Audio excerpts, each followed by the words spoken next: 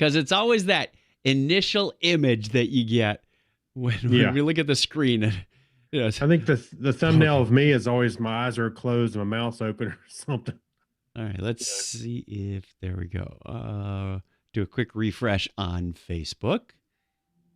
And there we are. Initial image. There we are. And see if, because it's always that initial image that, and YouTube's working as well.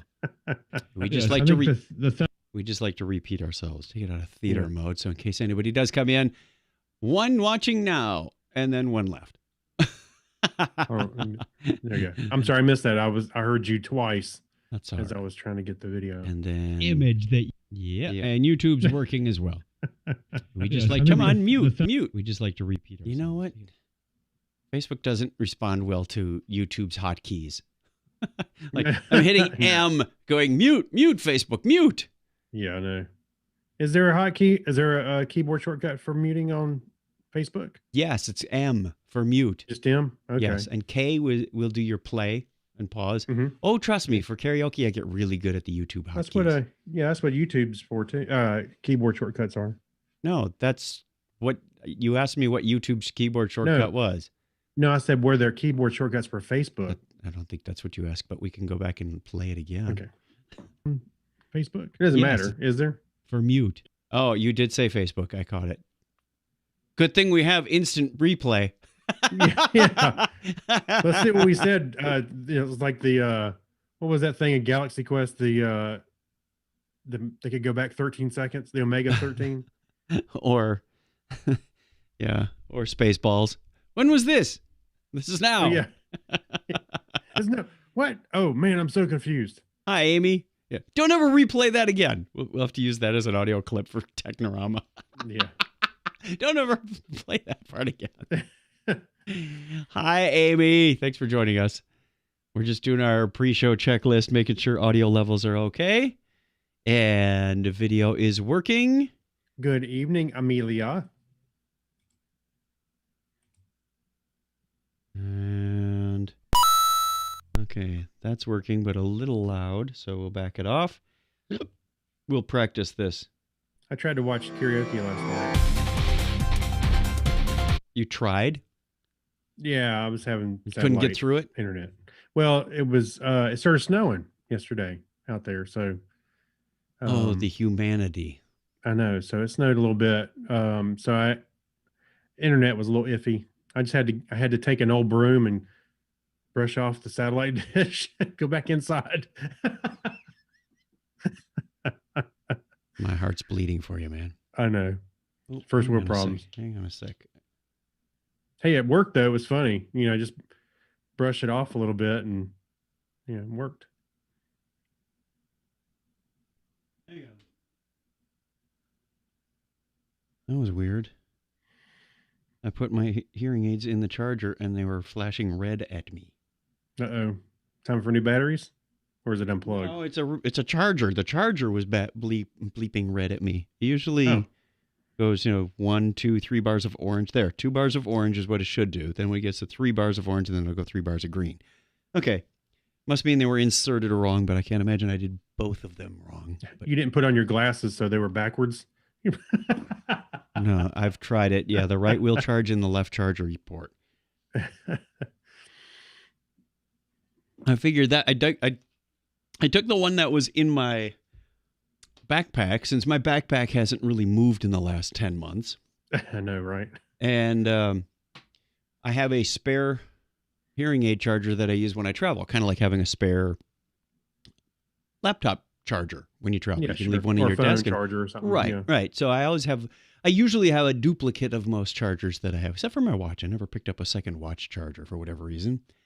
But I'm not traveling, so I said, well, I've got one on the bedside for when I charge at night, but I'm often in the studio, and I can't wear the hearing aid with these over-the-ear headphones. They just kind of collide with each other and don't work well. And I don't really need the hearing aids while I've got headphones on anyway. So I took out the other charger and put it here in the office. Works for me. Oh, yeah. So you don't have to go the 10 feet to the other room. I know. It's so far. Oh, what a first world problem. Well, the other thing is, when I'm working in here and I'm not using devices, I like to have them charging, but close. If the phone rings, I don't have to go through 2 closed doors and open them up and trip over a cat. Oh, speaking of cat, Yeah. Todd has been really annoying since he's not allowed in the bedroom anymore. So about 7 o'clock every day or around sunrise, he starts picking at the carpet. And he's actually worn a bald spot in the carpet right outside our bedroom door. Yeah, that's awesome. I am not happy. So I went No. out and got some of that vinyl carpet runner, like Grandma used to have down the middle of the hall with the spikes in the bottom of it. Yes. And I put it right across the threshold of those 2 doors that go into the bedroom. I'm going to see what he does tomorrow morning. Hey, it's going to be a bunch of pieces of plastic sitting in the hallway. Then there's going to be a cat with a shoe up its ass in the morning. Well, it's funny you bring up cats. The other day I was on a work call and somebody said, "What is that? Who's got that kid in the background?" And what it wasn't a kid, it was my cat. And it sounded like he was trying to cross over the evolutionary barrier and speak. He was making this weird, wow. It was a weird, meow sound. Yeah. And it sounded like he was trying to form words. Cats can make some interesting noises sometimes, especially when they're on their way to the vet. Oh, yeah. Or there was Lisa forwarded us a TikTok video where the cat was laid down at the edge of the top of the steps, went, and as it rolled over on its belly, it fell off the steps and went, it fell down the steps. That was unexpected. You hear this. That's funny. Like, never heard a cat make that noise before, but dang, that's funnier than anything. Yeah, especially if they're trying to get sick. They will make some weird noises. But oh, yeah. Todd can turn into a bloodhound when he's constipated. He gets on that litter box and you go, poor thing. I'm like, oh, dude, drink some water, man. Yeah. John Miller Jr. says our cats need a break from us because we were home too much. Oh, no. Todd can never get too much attention. What's that? What was that? I saw a little a meme that said the because of the staying at home because of the quarantine, the dog thinks you're awesome, wanted to spend more time with him, and the cat just thinks you're a loser that lost his job. Good thing my cat is more of a dog than a cat. Yeah. All right. I think we are ready to begin. Thanks for joining us. We've got a few people watching on Facebook. We've got a few people watching on YouTube. Awesome, awesome. Hey, Drew, good to see you. Hope things are going well in India on this early Monday morning. Let us begin with, where are we? I guess we don't need to really, I need to hit the record button on both. Yeah, don't forget that. The video and the audio. We've done pretty good. We did have I can think probably like 6 times in our whole run that we had to re-record the show. Is it 6? That must have been when we were using an H2 for a recorder. Yeah, that stupid thing. You had to hit record twice. Oh, we learn. I tell people, because we bought some at my old job, a couple of H2s they were using. I said, when I handed them to them, I said, remember, hit record twice. I haven't checked if the H2N does the same thing. I don't know, but that's all right. Let us begin. I love that H2 though. That still works. So I'm going to take down the pre-show title. Come on, take down the pre-show title. Okay. Maybe I should give my H2 to my cat. Let me do that again. Pre-show off. Okay. Cat casting. One of those days. And hit record on the video. And then in 3, 2... Technorama episode 628. I'm a big fan of renewable energy.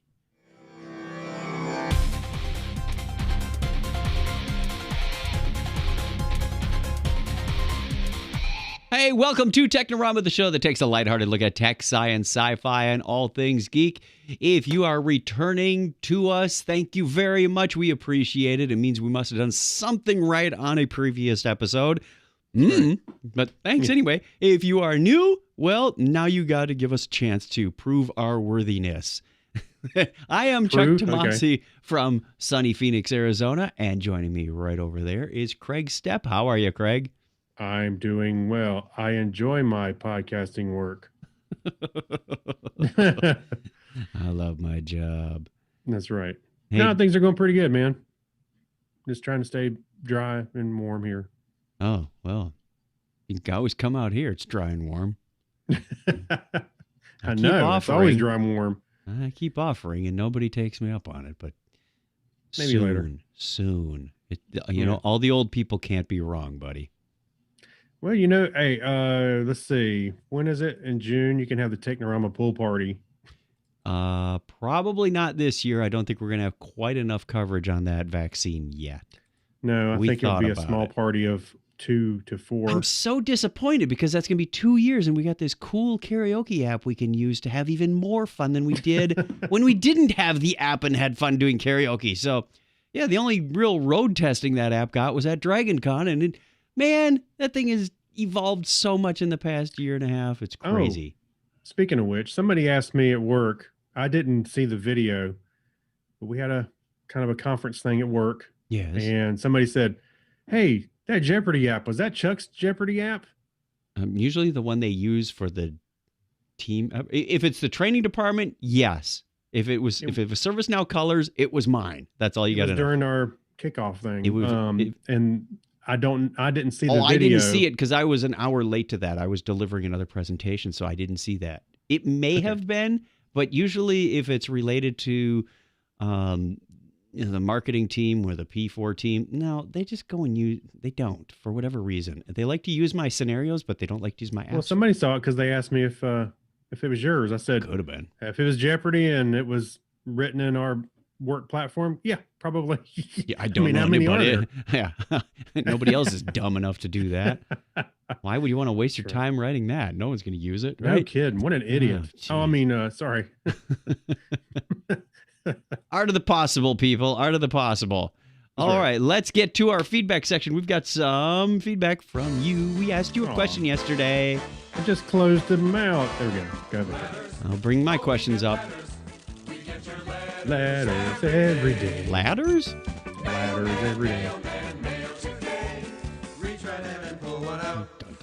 Dun, dun, dun. Got some interesting comments here. Oh, yeah. Oh, boy. You know what I want, Facebook? I want to click on this number 6 and find out who those 6 viewers are right now.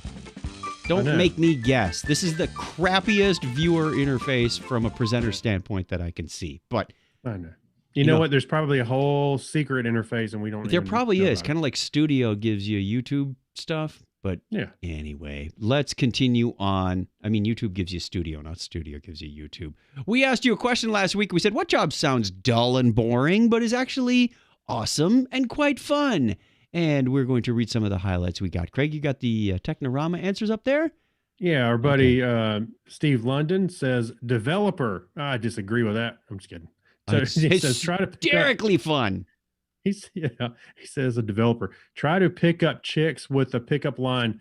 I'm a software developer. I work in IT, or I work in IT. You know what? That's actually a really good line these days. It used to be terrible 30 years ago, but technical people kind of run the world right now. Yeah. And there's only 2 of them here, so I'll read the second one. Ahead. John Kratzer says, building servers, which can be fun. It can be challenging. It can be fun. It can be frustrating. And you know what I'm thinking off the top of my head? You'll laugh. You'll cry. You'll build a server. You'll laugh. You'll cry. Become part of you. It's Windows virtual servers. Those are kind of interesting to make. All right. Eric Miller just says return null.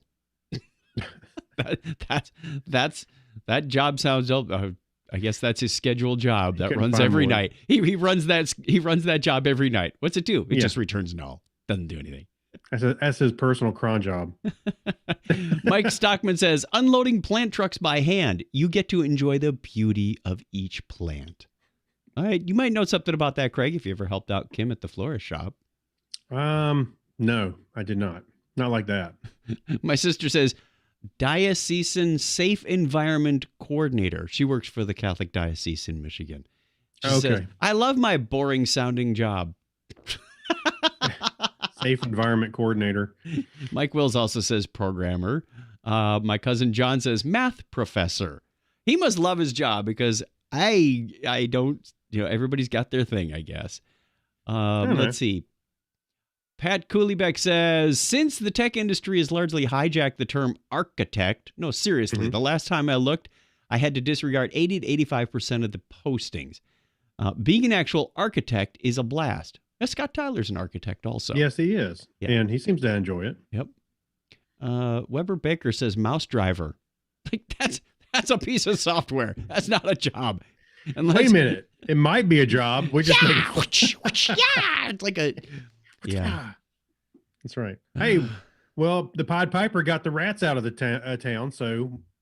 Somebody's got to drive the mice out, too. Speaking of Pied Piper, remind me when we get to pass the remote, the name of... It's anyway, I'll get there. Just okay. Remind me of childhood stories when I get there.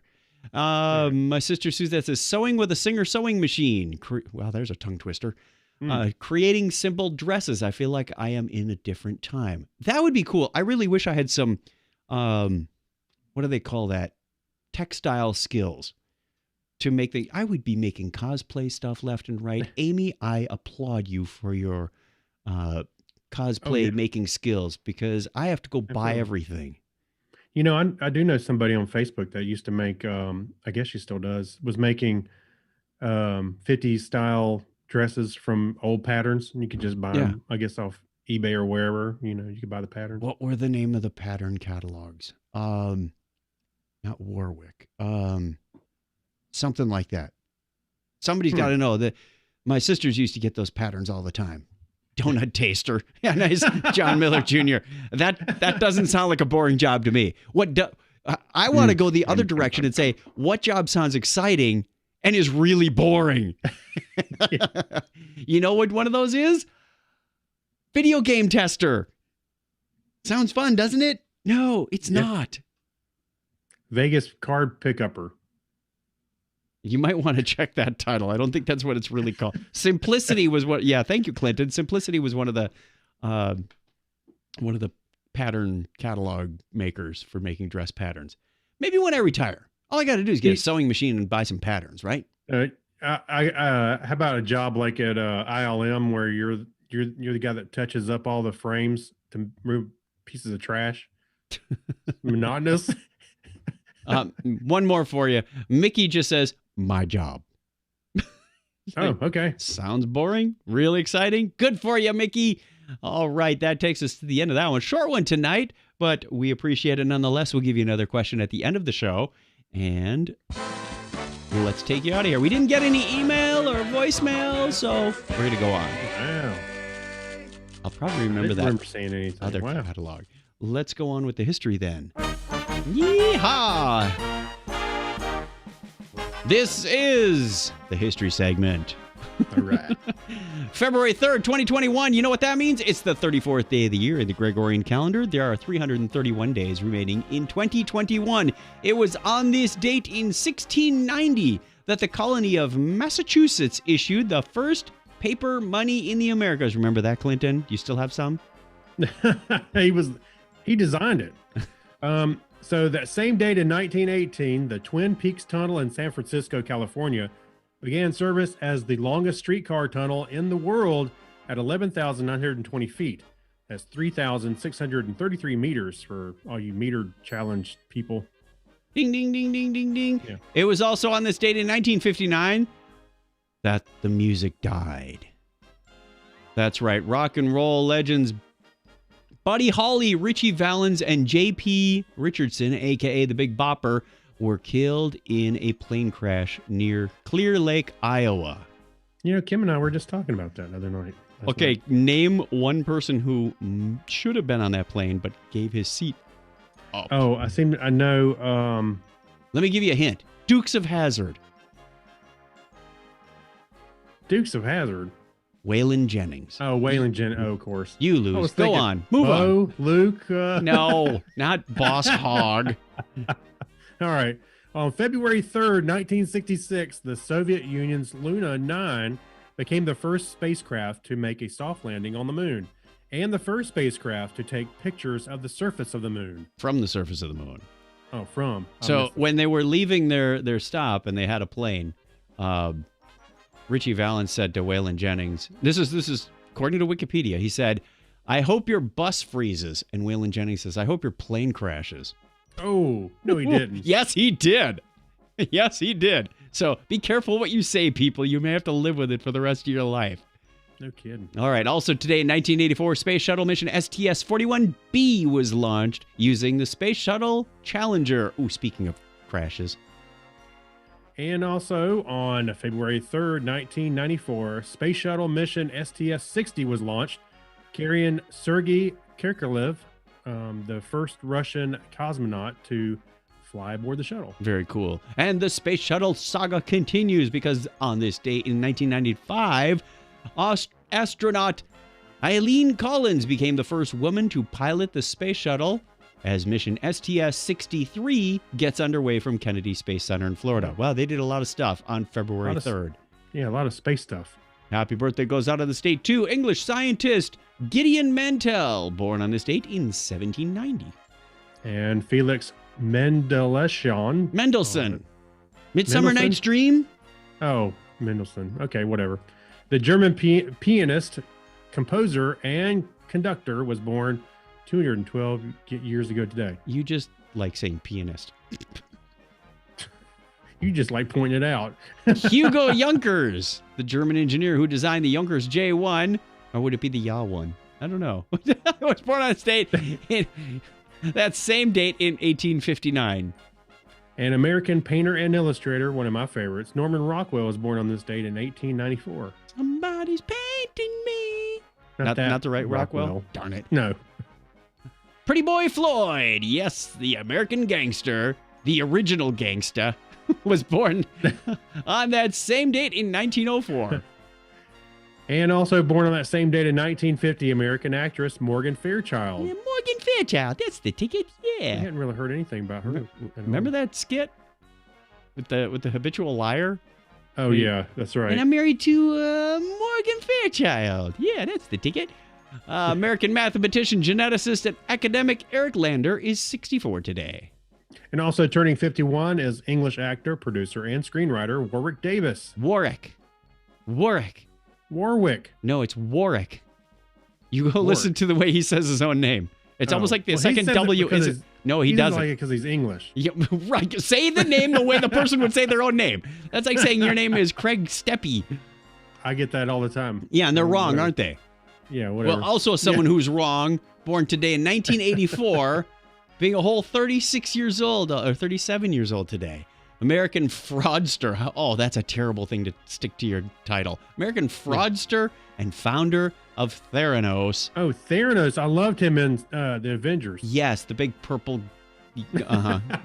Elizabeth Holmes. So, listener birthdays today include February 3rd, Ewan Campbell McGregor from Scotland, UK. He was in one of those movies, right?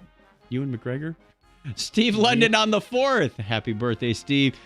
Chad W. Smith from Chattanooga is on the 7th, along with Brian the Big BS in PA. There's a lot of letters in here that I can't pronounce. The 8th is Jan Scott from Yorkshire, UK, and podcast Mike Wills from Minnesota on the 9th. Happy birthday to all of you. How are we doing on timing? Hey, not too bad. We got about 30 seconds left. That's the way it was on this day in history for February 3rd, 2021. And if you want to get your name on the birthday calendar, I'm going to put something right up on the screen that says how to do it. You go to chuckchat.com/wiki. Put your name on the birthday calendar. We will give you a shout out at the appropriate time of year. If it's your birthday and we didn't call you out, well, happy birthday anyway. You get a free one. Happy birthday, happy birthday. 2 free ones. That takes us to the end. Play it, band. Play us out. That works for me. All right. Let's see. High school students build a Back to the Future. That deserves some good news, everyone. Yes. Good news, everyone! That works for me, too. Let's read on with the first story. High school students build a Back to the Future monument. Okay. Well, we already have statues for many other things. So students at the Tanabe Technical High School in Wakayama, Japan, have spent over 4 years making a DeLorean replica out of 2 millimeter thick aluminum. The monument is located in front of the school, and 4 times a day during the week, it slowly spins around as Back to the Future theme song plays. Da, da, da, da, da, da, da, da. It is pretty cool. With the okay given from Hollywood. Very nice. They got blessings for this. Work on the project began in 2016 on the 500-kilogram replica, Sankey reports, and over the years, around 500 students have worked on the project. Holy Wow. Toledo. Are you kidding me? Well, think about this. 4 years, that's how long it takes to go through high school. You could have... But 500 people Yeah. Well, our high school was have about... worked on it? Wow. close to I mean, no, 400. have worked on it. What did... Yeah. If they all just did one little thing, they could have done it in a week. Takes a lot of people to rake the gravel around the base of the statue. The school pointed out that the project was a good, tangible way for students to show their parents what they've been doing and be proud of their work. Yes. This is what you've been doing with your extra time, kid? Oh my God, what a failure. I'm No, just but kidding. think about it, man. They could come back 30 years later. Their kids will be going to school and go, my dad helped build that. Or my grandpa helped it's build really that. Cool. I'm only kidding. No, this is fantastic. I think it's awesome. And especially, I mean, why would they not give the kids permission to put this up? I mean, come on. Craig, all I got to say is Axonar. Copyright goes a long way, and branding goes a long way to protecting things and people saying no.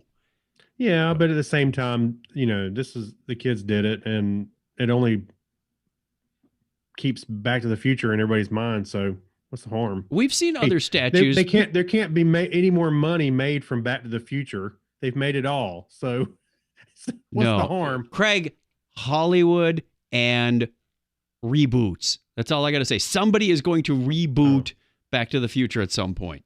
No, won't happen. Oh, you young, naive person, you. Nope, it won't happen. Take us into the next story then. All right. So let's see. Oh, this is interesting. So NASA's Perseverance Mars rover landing will be a must-see TV. And guess what? You'll be able to, which is really awesome. I wish they've done this before in the past. So NASA just weeks away from landing a shiny robot on the surface of Mars, and for the first time will be able to see and hear what it's like to touch down on another world. Didn't we already cover a story that this robot was going to have microphones on it? And we talked about the atmosphere being thinner and things not just being the quiet. microphones. This is a little bit more detail. All right.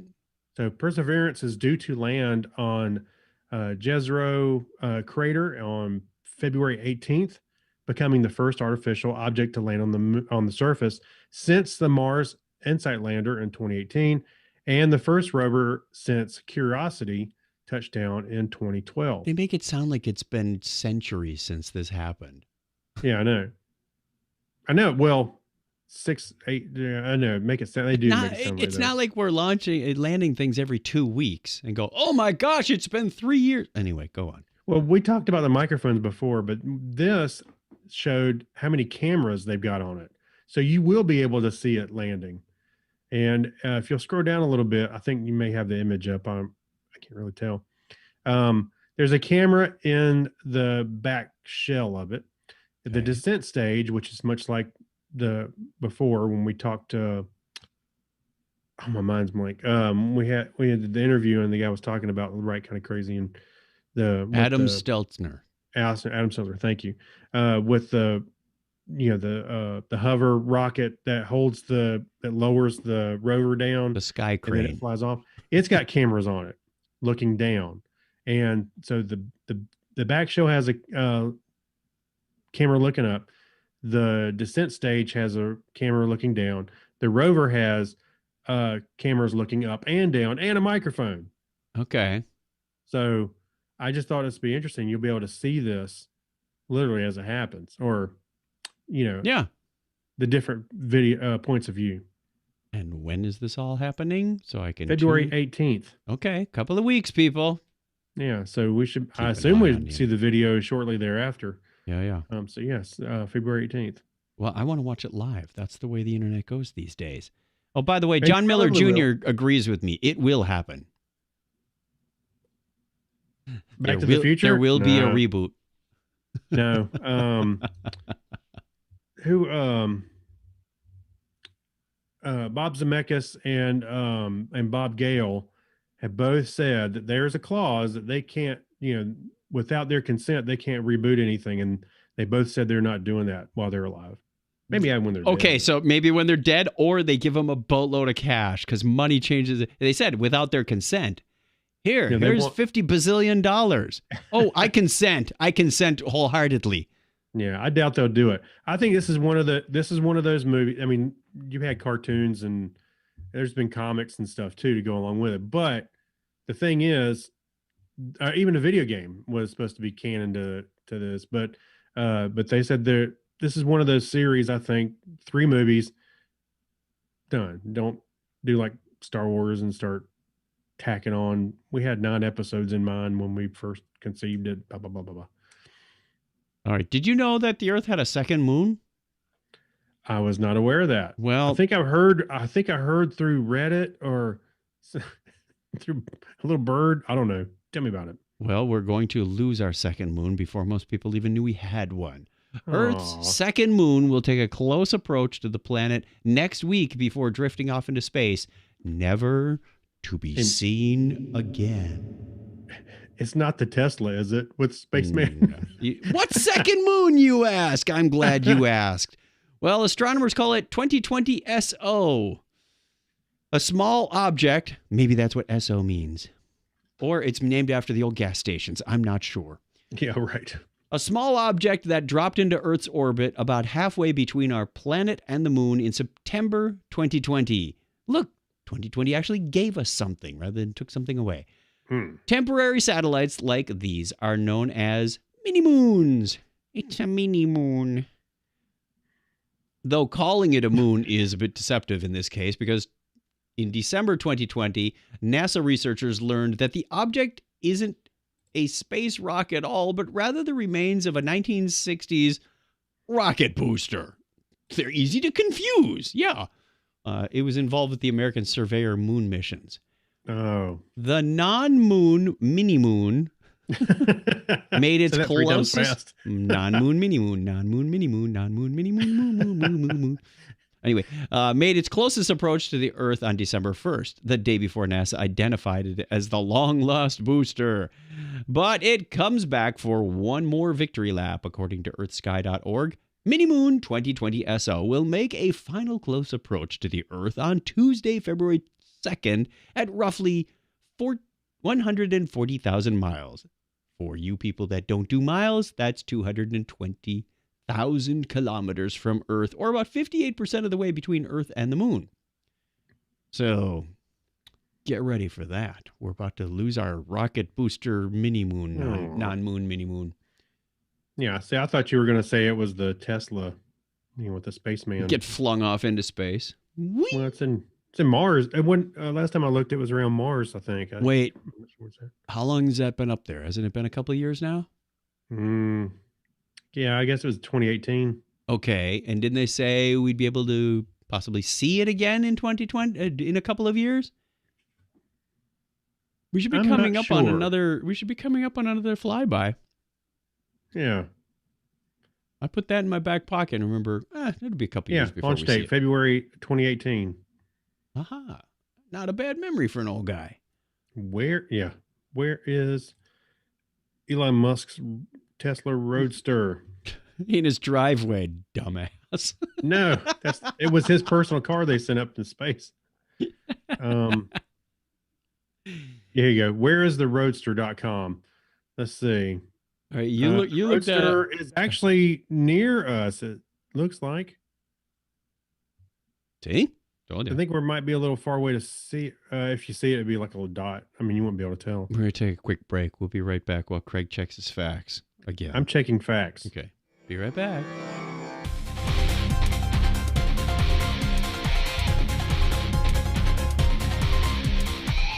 Bob Nerdly is a real Geeko Insurance customer, not an actor. To help him with his message, we've hired professional voice actor John Bell. I was having problems downloading my podcast. In a world where critical information has to get through. I went to chuckchat.com and clicked on Technorama and gave it a listen. Tech, science, sci-fi interviews, it was great. A new wind was beginning to blow. Chuck and Craig were funny, informative. I don't know what I would have done without them. In the fight for justice, two men stood up to help those in need. Geeko Insurance, only available by listening to Technorama at chuckchat.com. Feed your inner geek.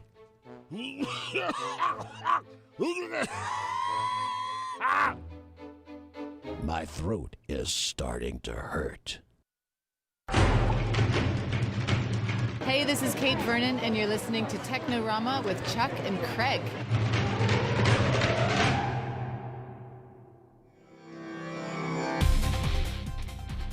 The beginning of Kate Vernon's little ID sounded like we were starting a Hawaiian luau. Yeah, sitting there. I'm in the background with the fire. Yeah. Let's make for great time-lapse photos, by the way. All right, that means it's time for the Hacks and Strange Stories.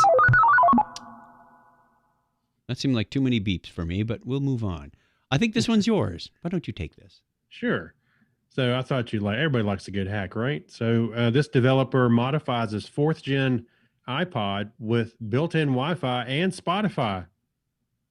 Did the 4th gen have a light-up screen? I thought it was still LCD at that point. This thing is okay. Wasn't it a color screen?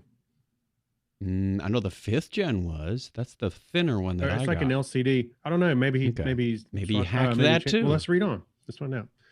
So iPod Touch is officially the only iPod Apple ever released with a Wi-Fi connection. True. But what if older iPods had an internet connection and access to streaming services? That's exactly what developer Guy DuPont was able to do with his 4th gen iPod. Let me increase that font a little bit. His 4th gen iPod, which was modified with built-in Wi-Fi and a Spotify app. Because I'm sure Apple has every intention of letting you listen to Spotify. Yeah, they're just, they would only allow you to listen to Apple Music on their device. I know, right? So, in fact, there's not much of an original iPod left in his modified device. That's because the developer replaced almost all the internal components to achieve this, keeping the original case with the click wheel. Even so, the final result is quite interesting and fun to see. The S-Pot is what DuPont calls it. Has Wi-Fi, Bluetooth connectivity, plus a color screen and an internal 1,000 milliamp battery. He used a $10 Raspberry Pi Zero W, hence the wireless, and a micro USB connector to create and install a version of Spotify using Spotify's official APIs that resemble the classic iPod interface. DuPont demonstrated the modified iPod running Spotify and shared the audio with an external speaker via Bluetooth connection and video on his channel. And there's a video embedded in the article here, which you can watch below. So the project cost him less than $100 in total, but the developer has no intention of selling the modified iPods with Spotify. Instead, he shares more details about how he built the S-Pot. Sounds like you got to be in one of those lucky states where it's legal. Or Spot. S-Pot. Spot. Well, the P's capitalized. That's why I was saying S-Pot. Is the P silent like in pterodactyl? So it's a SOT. Anyway, he has more details about the S-Pot. Oops, I forgot to put our faces. Thanks, John. I forgot to put our faces back on the screen. Oh, you can find it on Hackaday. The Technorama thing was still going while we were reading that story. That's what happens when I lose my video engineer. You wind up staring. Right. I know. The audio people won't notice a thing on Wednesday. Right. And you can also get the source code for his stuff. Oh, that's nice. Now all I got to do is go find an old iPod to hack. I thought you had one. Did you not? I had the 10 gig first gen with the mechanical click wheel. And then I had which was very satisfying. I thought it felt good. Oh, I did too. Until it kind of lost its friction. You could sit there and go, whee, and spin the thing around. Yeah, it was real fun. The menus go, I did have a 5th gen. That was the video one that they came out with. This little thinner. But both of those went to the recycling bucket just before we moved out here. They did not make the journey. Got enough. I think I may have had this. I think I may have had this particular one, this 4th gen iPod. Speaking of things that made the journey from Appleton to Phoenix, I needed a circular saw today. I mean, I went and bought a small tooth blade for my circular saw, and I came home, and I'm trying to unlock the nut, so I can change the blade. Yeah, but you need to lock the rotor. I mean, you got to push a button or something. Otherwise, you're just going to spin that thing around in circles. Could not find it. I can't find a button. I can't find a switch. I can't find anything to lock the rotor on this thing. I go online looking for PDFs. I say, I've got a Skillsaw 5400. And it shows me this model that isn't my model. I mean, the image clearly isn't the right model because it's got a attachment for a dust collection bag. And I'm like, this isn't my saw. It says, oh, the button is right here in a poorly drawn inset. Yeah. Like, what? Where is that? Yeah. I have no basis of reference for my saw to this diagram. And by the way, it's not the right diagram. I'm looking and looking. I just cannot find it. I am turning this. I'm ready to take my skill saw apart, but don't want to. And Donna comes out in the garage. I say, I can't find my manual. I mean, I can't find the lock button for this thing. She says, did you check the manual? I said, I'm looking online, but it's not the right manual. She says, I wonder if it's in the cupboard. I said, ooh, this thing is like 20, 25 years old. I don't think I still have the manual. She goes, here it is. And you know what? It was the same as the PDF I was looking at. It was the wrong manual. But, it covers the 5400, 5655, and 5700. They have one manual for all of these models, and none of them covers this. So I look in the printed manual that had some interesting stains on it.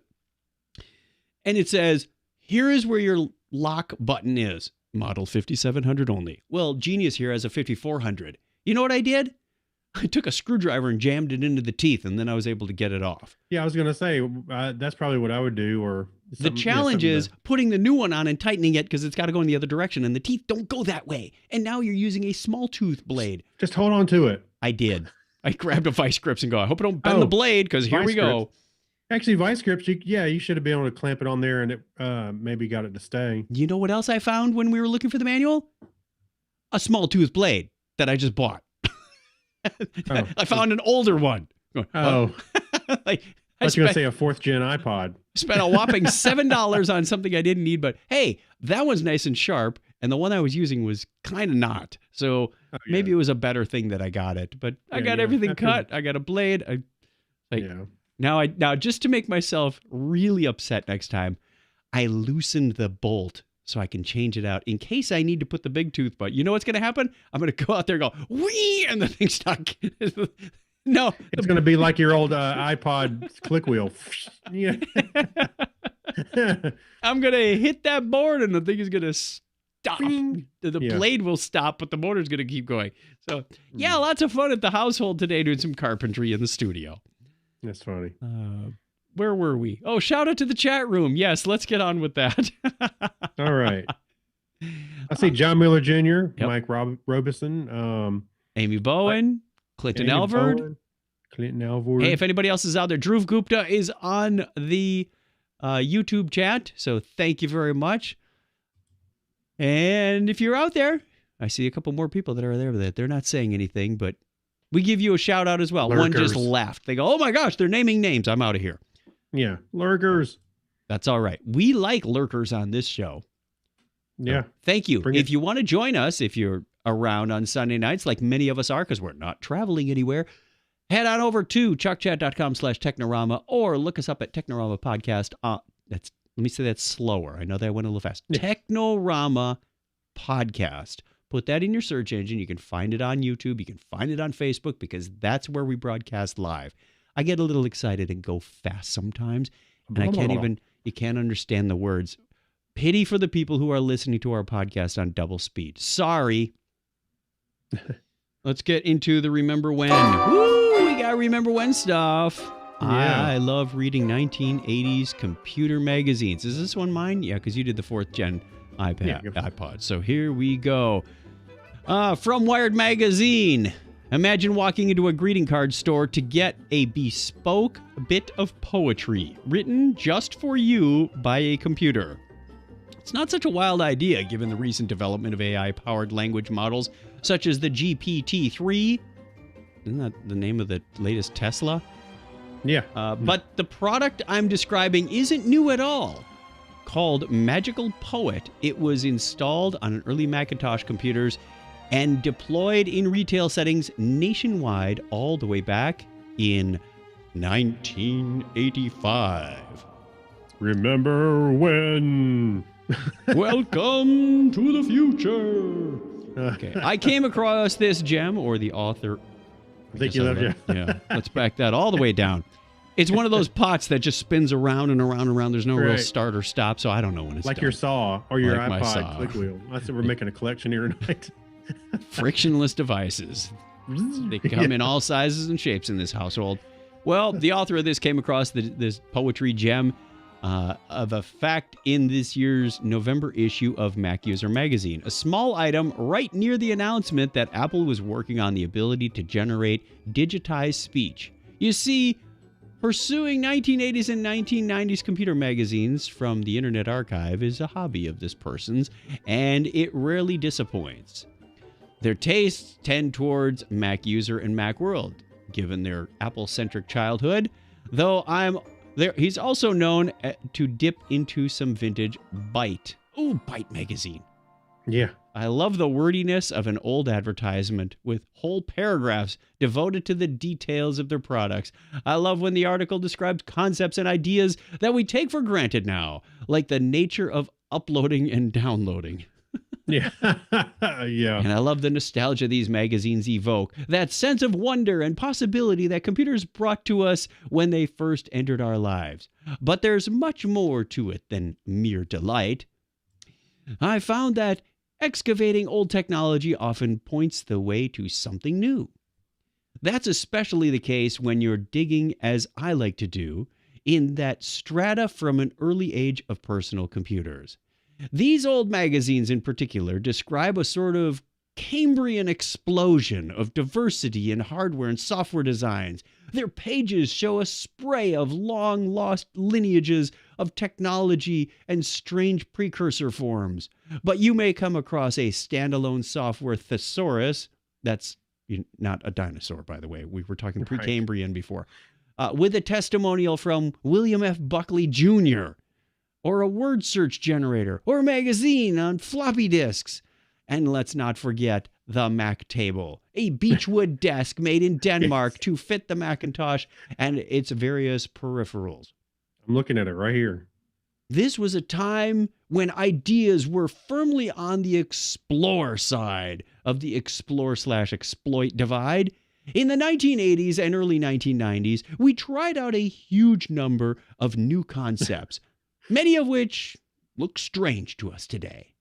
As these technological possibilities were winnowed down, we moved into the exploit phase, building out the stuff that worked the best. That's what happened for personal computers and for personal computer desks. But it's just as true in other realms of innovation. Just look at the early range of designs for flying contraptions, for example, or bicycles, or automobiles, or you pick your favorite thing here. Some species of technology go extinct for a good reason. The penny farthing, with its huge front wheel, seems vaguely ridiculous in retrospect, and also pretty darn dangerous. In a Darwinian struggle, it should die. But sometimes an innovation dies out. It dies out for some other lesser reason, one that's more function of the market at the time or other considerations than any overarching principle of quality. I don't think anyone misses the experimental steam-powered cars from the start of the automotive era, but inventors and tinkerers were also working on electric cars back then. Those only failed, as Vannevar Bush once noted, because batteries weren't good enough. In other words, it was a bad time for a good idea. Many other good ideas have gotten buried in the past and waiting to be rediscovered. History is an archaeological tell with layers of uncovered springs of inspiration. HyperCard, for example, was a 1987 software tool for the Mac that allowed non-programmers to build their own programs in a way that prefigured the current no-code Wow. Okay. I forgot all about HyperCard. Yeah, But I remember there were some diehard fans to that. A neural network software package from 1988 has a family resemblance to the machine learning techniques that drive so much of today's technological advances. And let's not forget 1994's electronic napkin to help you brainstorm what has been reborn in today's so-called tools for thought. While true extinction might be quite rare in technology, Kevin Kelly argues that no technology ever truly goes extinct. Many early software and hardware concepts do vanish from the popular imagination and widespread use. There's plenty to learn from poking around in the archives. But technologies have an unfortunate tendency to overlook all of this. A few years ago, The New Yorker quoted the recent pardoned Anthony Lewandowski, a pioneer in self-driving cars, on his dogmatic disregard for everything that has come before. Lewandowski's perspective is by no means universal, but it is not uncommon either. As Ian Bogost told The Baffler, computing is one of the most ahistorical disciplines in the sciences. A computer scientist, Brett Victor, cleverly drove this problem with a historical thinking home in a talk where he pretended he was speaking in 1973. He demonstrated through example after example that there were wild and wonderful innovations decades ago from the direct manipulations of data in parallel computing paradigms, and yet modern technologies had ignored them. Victor recognized that history is full of missed opportunities.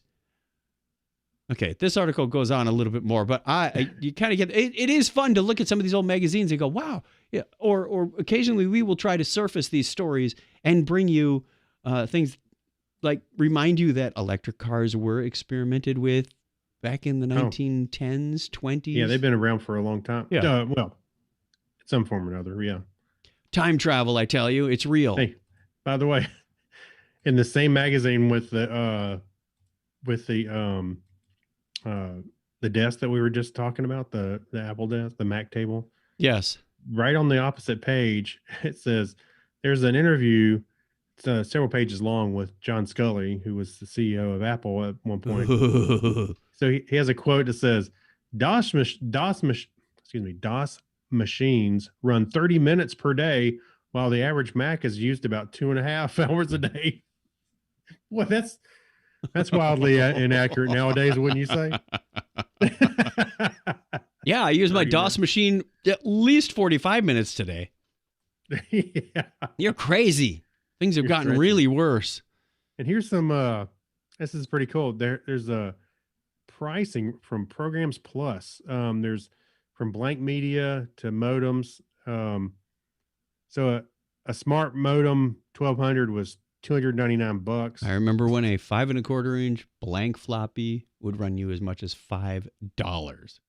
Yeah, well, here was the BASF 3.5 inch floppy. Ooh, the 3 box of 5 is $8. Oh, hey, that's a great price. And those things they hold 720K. Or if you got the super high density ones, it was 1.44. Well, here's some Sony ones for $1 each. So this is it. This is pretty cool. It brings back a lot of memories. Flipping through here, how computer ads were obviously written towards the corporate. Now it's obviously not so much. Then you get the ad for the really cheap floppies for like 25 cents a piece from Ventec. Right. Ventec. Yeah, some off-brand you never heard about.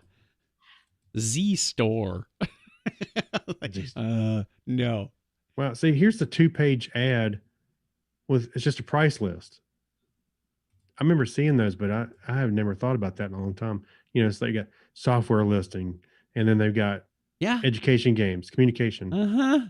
So yeah, now you barely see 3 words on an ad page. Like, yeah.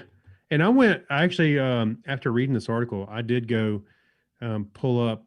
There's a whole collection in Internet Archive called the Magazine Rack. And under there, it's not just computer magazines. There's tons of stuff. I did look at some Commodore magazines, some Byte magazines, Macworld. There's a bunch of stuff. It's really cool. Do what? Omni. Yeah. Those were those? I think those were on the Internet Archive. I did. Yeah, we have gone over Omni before. Yeah, I've done that. I've downloaded them before. Yeah. All right, it's time to give a special shout out and thanks to our patrons. So sit back, relax, put your lighters in the air or your cell phones on light mode, because this song is for you. We should just sit back and listen. No, we need to thank these people like Alexis Duran and Amber Elstad, Amy Bowen and Abner Braverman. Thank you, Ben Vaughn, Brian Brown, Chris MC, Dan D-Man Coyer, Danny Mortensen, Dean Jensen, Denise Inglis, Gary Lindros, Harold McKinstry, John Clifford, and John Noble. Thank you, Jorga Schrauen. Some of these people have been around for years now. I think we're up on, 5 years since we started the Patreon program, and it has been a blessing. Yeah. Saved our bacon and keeps this show going. Christina and Kyle Nishioka and Leon and Mark Kilfoyle, Mike Wills, and Chris Martinez, our latest Patreon. Thank you. Saturday Morning Media, Stephen Weshy, Steve Therian, Steve Cody, and Steve London. Thank you to all of you. You keep this show going. You pay for the bandwidth and the software upgrades, and so we don't have to, and our wives allow us to continue to do this without giving us the stink eye. I know, right? Aside from buying $7 saw blades that we already bought. But that's a whole different story. That didn't come out of this budget, by the way. That was not part of this budget. I was going to say, wait a minute. Saw? Wait.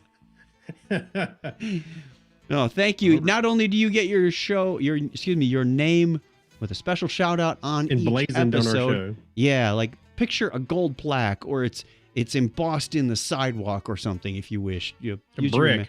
Your imagination. A brick. Yeah. That makes it sound like you're going to go swimming on the wrong end of the mafia. But concrete shoes. Concrete galoshes. Now we're on the wrong show. That's a Star Trek reference. Right. We also have a special episode that we record right after this with a freeform topic of discussion. Sometimes it's topical. Sometimes we just let our brains wander and go where the winds blow. And you get that. You have a special RSS feed for that. So thank you very much to all of you for as little as $1 a show. Let me bring that back. Go there and Patreon. So if you're watching, you can join us at patreon.com/Technorama Podcast. If you're listening, then I'll say it in audio. Patreon.com/Technorama Podcast. There we go. Thank you and good night. Wait, we're not going away yet. We're not going away. I just needed the band to go away.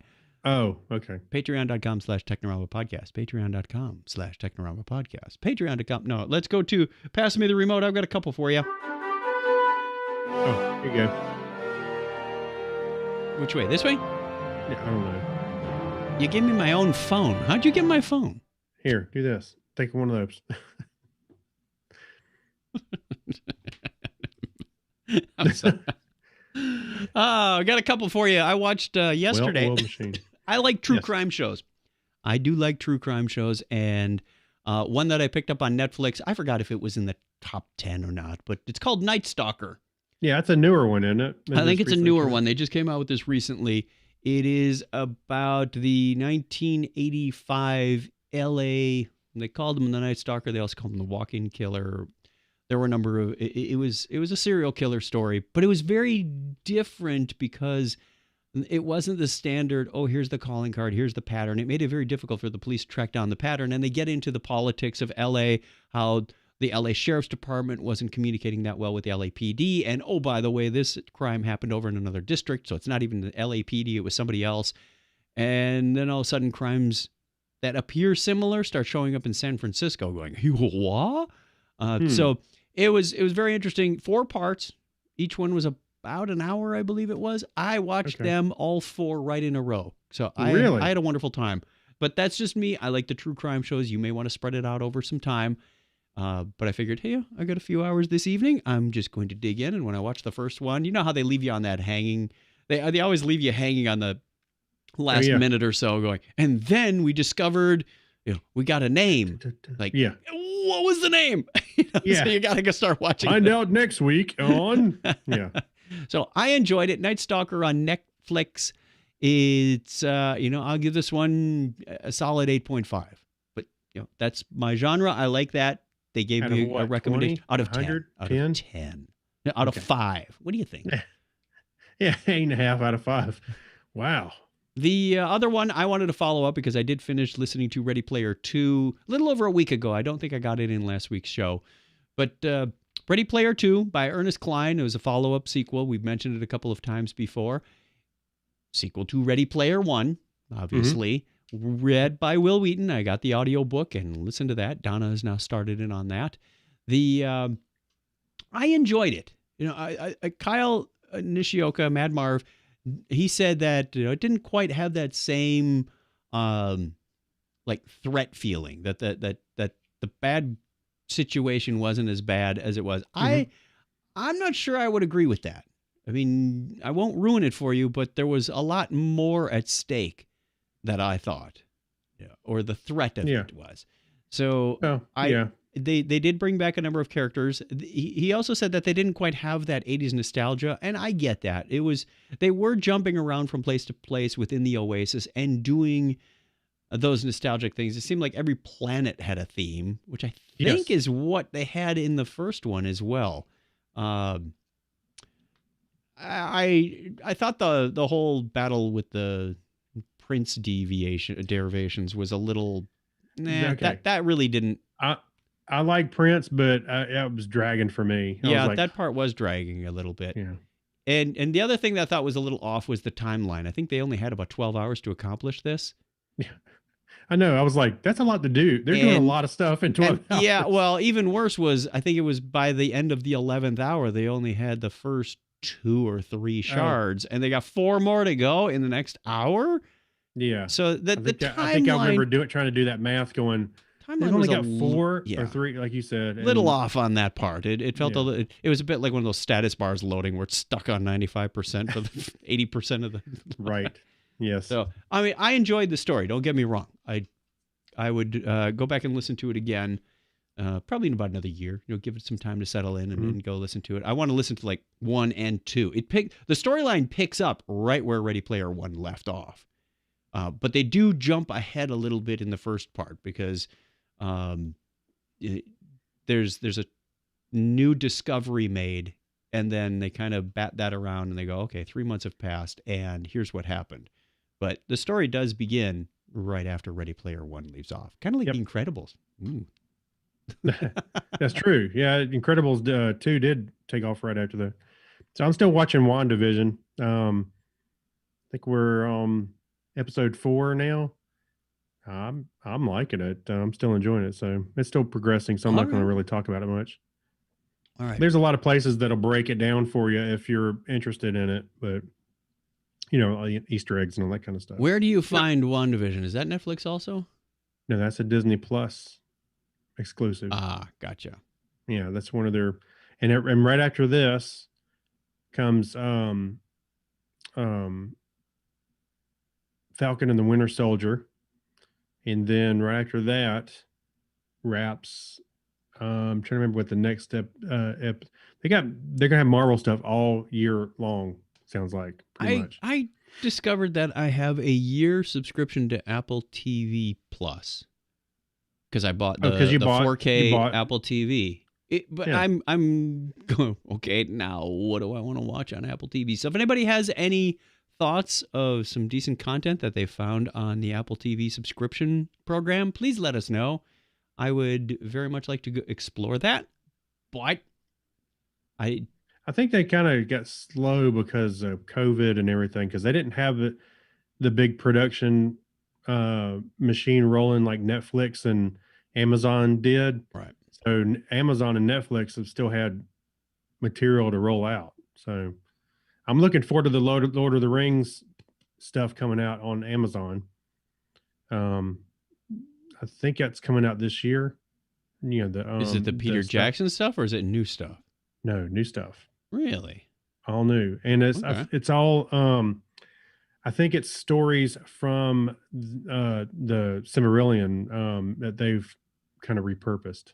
Now that's interesting because I have not read that yet.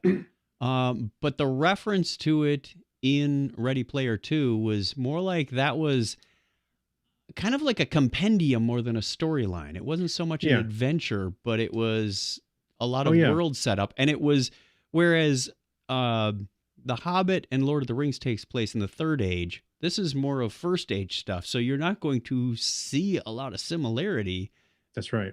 So, all right. Yeah, you'll see a little bit, but not much. Yeah, and the Silmarillion, actually, I think you mentioned in Ready Player 2 that how hard it was to get to read Yeah. the Silmarillion, and I was like, oh my God, yes. I mean, I haven't read it. I've read some, but some of the characters have like, 2 sentence long names, and I'm like, how am I supposed to remember that? Like Shakespeare. Yeah, exactly. It is rough, but it's there. And yes, All there's a lot of it's taken from that. And anyway, we'll see. It's supposed to come out I thought this year, so hopefully it still does. Let's finish up then with the Geek Library.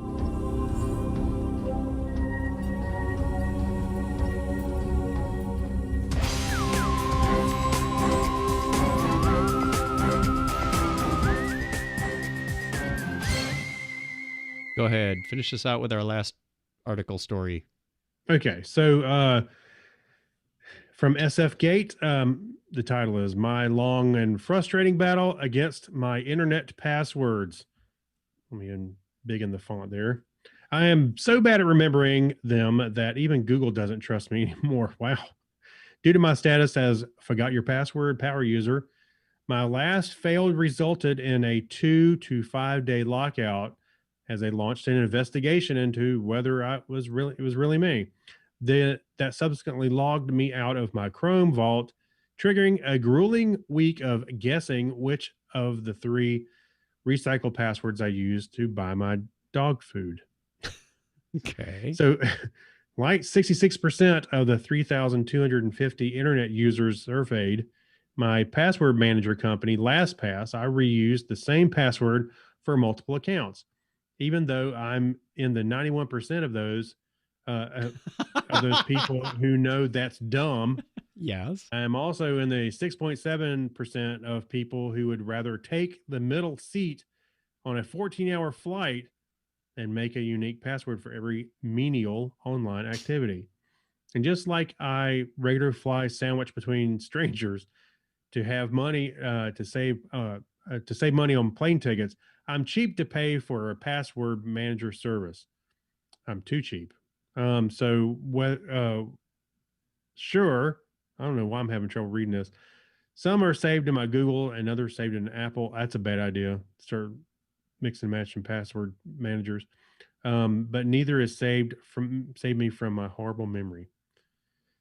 In my week of Google purgatory, I entered a password 50 times for everything from buying socks to canceling Wall Street Journal trial subscription. In a whopping 25 of those instances, I failed on my first try, remembering a simple string of letters, numbers, and useless symbols that would otherwise have been retired from the keyboards. Carrot sign, I'm looking at you. Yes, that's right. Due to all the authenticating I do, I received nearly as many as 2-factor texts as messages from my friends. AT&T politely dodged my inquiry into the percentage of 2-factor text sent compared to regular text messages, but this still seemed, excuse me, like an outage amount of interruptions and also a reminder that I need to be more social. So it was a wake up call. I need professional help. Excuse me. So, although I definitely need a psychiatrist, I settled for a psychologist instead. Richard Ivory, professor of psychology and neuroscience in UC Berkeley, who fielded 17 minutes of questions on how to better remember passwords before he had something more important to do. I guess he forgot he was on an email chain. So naturally, memorizing a secret combination of letters to buy dog food is a first world problem, but passwords are nothing new, nor is recycling them. People have been using the same sesame or same using open sesame since 1704. But our current dilemma can be traced to the mid 1960s and the very first computer password used to access MIT's compatible time sharing system network.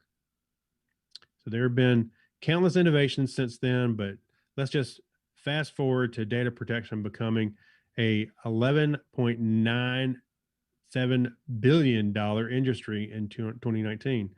Within the US, Californians are particularly vulnerable to identity theft. Really? And the third highest number of complaints in the country behind Georgia and Florida. Well, you know who lives in Florida? Huh? You know who lives in Florida? A lot of the older segment.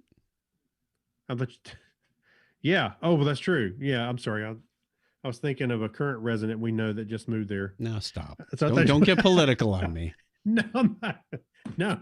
I was like, well, no, but somebody did figure out, remember his Twitter password twice. Remember about a year ago, sometime last year. So he had password problems too. Anyway, I'm not going to go through all this because he talks about this whole open sesame thing with the professor. Now, I don't know about you, but I use Bitwarden for passwords. I use KeePass. KeePass is good. Yeah, KeePass is good. I like it because it's open source. You know, and you can move it around. You just put the key database on Google Drive or something like that, and you can sync it. Yeah, same here. I've got Donna's and mine are both housed on Google Drive, and she knows my master password, and I know her master password. Should anything ever happen, because holy Hannah, if you know your partner, spouse, whatever passes away, and you need access to that data, forget it. I mean, there's hundreds of passwords in there that I've used over the years, and albeit many are based on an algorithm that I know. So if I forget a password, I've got a good chance of getting in going, I don't remember the exact password, but I know the algorithm that I use to on 95% of them. The crazy ones are the ones that don't take that algorithm. It's like, no, you can't use that special character. I'm like, I gotta, or you used that 6 years ago. You can't use it again ever. Like, dang. No more than 8 characters. What? I said, I forgot my password. No more than 8 characters. Yeah. 6 to 8 characters. Like just the base of this algorithm is 10. Come on. Well, I used to use LastPass, and I still got my database there, but I don't think I really need it anymore. But I went for the Bitwarden. Bitwarden is open source also, but there's a company behind it, and I paid the $10 for the year, and which allows syncing. I got the same passwords are on my phone and everything. It will do 2-factor stuff, so all that's built in. Although you don't want to put all your 2-factor stuff in there. That's probably not a good idea. No, then it's not 2-factor anymore. No, it's right. The whole point of 2-factor is something you know and something you have. Yeah. But there is one thing that I do really like about Bitwarden that LastPass would not do. Mm-hmm. Like at work, we have an SSO provider, right? Mm-hmm. We have Okta. So on a lot of our sites at work, they point to the same SSO, but the URL's different, because at least like a couple of instances, it's hard to explain. Anyway, you can put multiple URLs in for one password. So that same password would work on multiple sites. which is what I really like. So I was able to stack up a few of the addresses, URLs. So Anyway. you could get away with one password and just say, this is good for Apple, this is good for Facebook, this is good for Google, this is good for... No. Well, you could, but that's not what I was going for. But yes, you could. You could do that. Or you can even do regex to find if this is a address. So Nice. it's really cool. I like it. And These days, it's... Sorry. I would recommend that. KeepAss is also very good. I like it a lot as well. And they're both open source.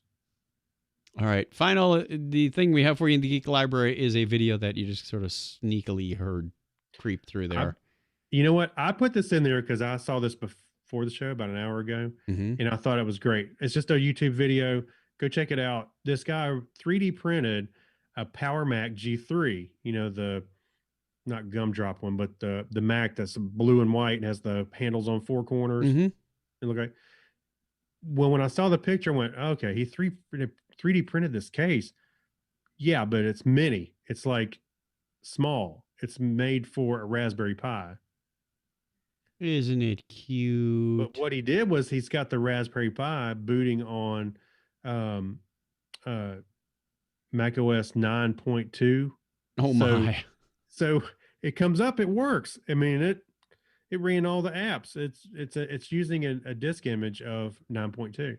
So yeah, it worked. He did run OS or Jaguar on it, and that one, it was too slow. You could see it was thinking hard to boot.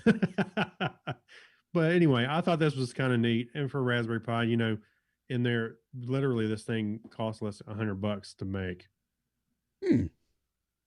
Well, another reason why I might get a 3D printer someday. Oh man, I'm dying for a 3D printer.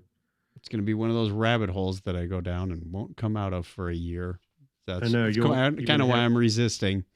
Yeah, Donna's going to be walking through the house and step on pieces of plastic. Well, I have no idea where I'm really going to put the thing at this point because the studio's in a big mess. The garage is. You could have printed your own little brackets that you were trying to find the other day.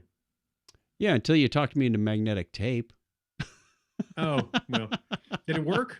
Did it work? I don't know. I don't have the fabric yet, so okay, that's coming. One of our marketing people said they were going to send me a ServiceNow tablecloth, like the kind we use at the Snugs. That was promised about a month ago, so I reminded her. She says, "Oh, I'll ship it out today." So we'll see. You may have to get if you ain't got the magnetic tape already, you may have to get some heavier magnets. I did get the magnetic tape. It's already here. Okay, we'll give it a shot. It's supposed to be the best one for heavier loads, but whether it works or not, it'll be an experiment anyway, as a lot of things are in here. Okay, that takes us to the end of the show. We are over an hour. I apologize for the length of this one. We had a lot to talk about, and we just kind of went down some sidetracks. So our question for the week as we leave you here, we asked this before. I swear we did, because I remember people throwing these out all over the place, right and left. We're going to get a lot of responses to this, I know. Okay, the question is, it's called SEO, Chuck. What movie quotes do you live by? I would rather turn that into what family quotes do you live by? Yeah. What movie quotes do you... Maybe we'll do family quotes next time. What movie quotes do you live by? Send us your answers, your comments, your questions. You can reach us at... Let me see if I can What catchphrases do you live by? No, that's just way too broad. I pity the 707-530-2428 is how you can reach us on a regular standard landline. Technorama at chuckchat.com is how you can reach us via email, or we will be posting this to social media next Saturday. So if you like that, go ahead and get a hold of us. Until then, we are going to record our Patreon topic and then talk to you again real soon. So let's play that closing theme. There it is. So many buttons to push in so little time. If you like that, appreciate it. Again, 707-530-2428 is how you get a hold of us. 707-530-CHAT. We should have a little jingle for that. Oh, yeah. Hey, I just rhymed something by accident. Technorama at chuckchat.com, or you can find everything you need to find out about us. Just search Technorama Podcast on the internet. We're happy you did. And be sure to tell a friend about Technorama, and they'll go, why are you sending me this? It's like giving me a flat tire. Right. Am I the only one? Okay. Yeah, you're the Anyway, only one. thanks to everybody who sent us their feedback in the past or reached out to us, gave us those questions on the internet, on social media from last week. And thank you for all of our Patreon patrons one more time. Until next time, Craig, give them the binary high five. All right. 101. Thanks, everybody. everybody.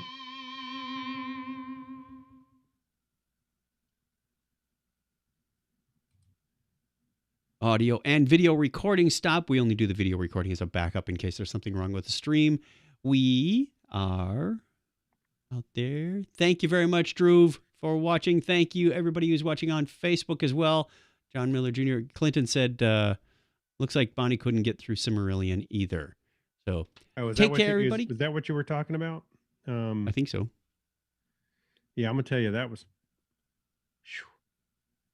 I could understand the and these and stuff, but when it got to the name... You have a problem with just Petrovsky.